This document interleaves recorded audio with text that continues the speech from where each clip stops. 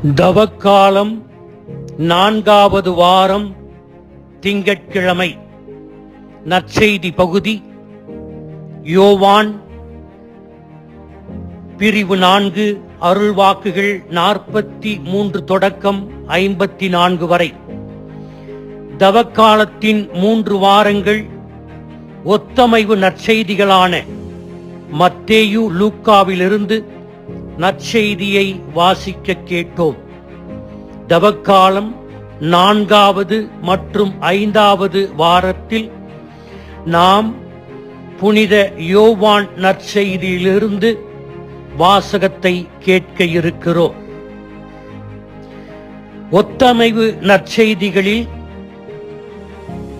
மத்தேயு, மாற்கு, லூக்கா 3 பேரும் இயேசு செய்த செயலை புதுமைகள் என்று குறிப்பிடுகிறார்கள். ஆனால் யோவான் தன்னுடைய நற்செய்தியில் புதுமை என்று குறிப்பிடாமல் அரும் அடையாளம் என்று குறிப்பிடுகிறார்.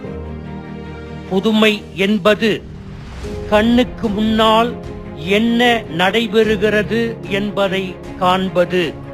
அருளடையாளம் என்பது அந்த புதுமைக்கு அப்பால் உள்ள செய்தியை, அந்த புதுமைக்கு பின்னால் இருக்கின்ற இயேசுவை, அவரது வார்த்தையை நம்புவது. சுருங்கச் சொன்னால் புதுமை என்பது கண்ணால் முதலில் கண்டு பிறகு நம்புவது. அருள் அடையாளம் என்பது ஆண்டவரின் வார்த்தையை முதலில் கேட்டு நம்பி கண்களால் பிறகு காண்பது. எனவே நம்பிக்கை என்பது ஃபெய்த். நம்பிக்கை என்பது பார்க்காத ஒன்றை நம்புவது. அப்படிப்பட்ட நம்பிக்கையின் வெகுமதி நாம் எதை நம்பினோமோ அதை நம்மை காண வைக்கும். இந்த பின்னணியில் இன்றைய நற்செய்தியை நோக்குவோம். இன்றைய நற்செய்தியில் அரச அலுவலர் மகன் குணமாதல் நிகழ்வை பார்க்கிறோம். இங்கே கலிலேயர்கள் வந்து இயேசுவை வரவேற்கிறார்கள். ஏனென்றால் அவர்கள் இயேசு எருசலேமில் செய்த புதுமைகளை இங்கேயும் செய்வார் என்று எதிர்பார்த்தார்கள். ஆனால் யோவான் தன்னுடைய நற்செய்தியில் யூதர்களுடைய நம்பிக்கையின்மையை 3 இடங்களில் சுட்டிக்காட்டுகிறார். ஒன்று, யோவான் 1:46, நாசரேத்திலிருந்து நல்லது எதுவும் வரக்கூடுமோ. யோவான் 7:52, கலிலேயாவிலிருந்து இறைவாக்கினர் யாரும் தோன்றுவதில்லை.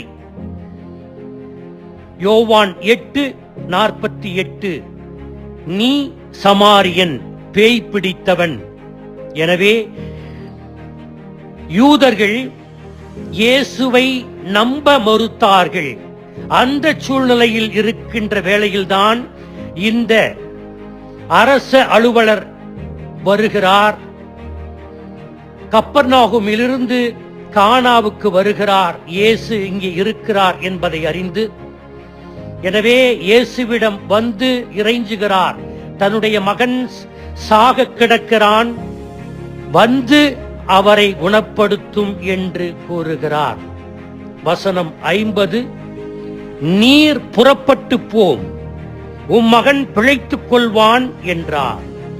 அவரும் இயேசு தன்னிடம் சொன்ன வார்த்தையை நம்பி புறப்பட்டு போனார். இங்கே 2 புதுமைகள் நடைபெறுகிறது. ஒன்று, அரச அலுவலருடைய மகன் சுகம் பெற்றது. இரண்டாவது, அரச அலுவலரில் நம்பிக்கை, அவருடைய இதயத்தில் நம்பிக்கை என்ற புதுமை விதைக்கப்பட்டது. அதனால்தான் இறுதியிலே பார்க்கிறோம், இயேசு இந்த புதுமையை பார்த்ததும் அவரும் அவர் வீட்டார் அனைவரும் இயேசுவை நம்பினர். எனவே ரோமை அரசன் வீட்டில் வேலை செய்தாலும் இவன் இயேசுவின் வார்த்தையை முதலிலே அவன் நம்பினான். அதுபோலவே அவனுடைய வாழ்க்கையில் நிகழ்ந்தது. சாதாரண நம்பிக்கை. இயேசு சொல்லுவது, என்னுடைய வார்த்தையில் நம்புங்கள், என்னுடைய உடனிருப்பை நம்புங்கள், நான் உங்களை அன்பு செய்கிறேன். பெற்ற தாய் உன்னை மறந்தாலும் நான் மறக்காத தேவனாக இருக்கிறேன். பால் குடிக்கும் பிள்ளையை தாய் மறந்தாலும் நான் மறக்க மாட்டேன் என்று கடவுள் சொல்லுகிறார். அவருடைய வார்த்தையை நம்ப வேண்டும். இயேசு என்ற ஒரு நபரை நம்ப வேண்டும். அப்போதுதான் நம்மால் உண்மையான நம்பிக்கையோடு இருக்க முடியும். யூதர்களைப் போல நாம் கண்டு பிறகு நம்பிக்கை கொள்ளக்கூடாது. மாறாக நாம் அவருடைய வார்த்தையை நம்பி அது நடக்கும் என்று நம்ப வேண்டும். அதுதான் முதிர்ச்சியான நம்பிக்கை.